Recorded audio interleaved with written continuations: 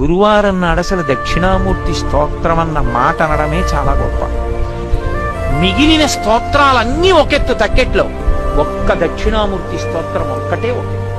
ఈ శ్లోకాల్ని, ఈ స్తోత్రాన్ని, దక్షిణామూర్తి స్తోత్రాన్ని ప్రతిరోజు ఎవరైతే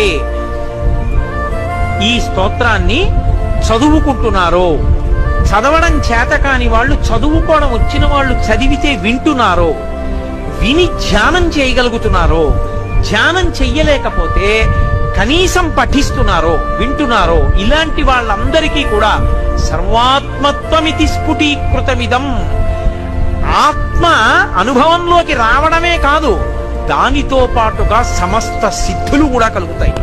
అందుకే అవి ధ్యాన మంటపంలో కూర్చుని ఒక్కసారి ఆ స్తోత్రం చదివి వెళ్ళిపోతే చాలు. దక్షిణామూర్తి యొక్క పరిపూర్ణానుగ్రహం కలిగి కొన్ని కోట్ల జన్మలెత్తవలసిన వాడు, నన్ను నమ్మండి, నాకు శంకరులు ప్రమాణం, నేను నా సొంత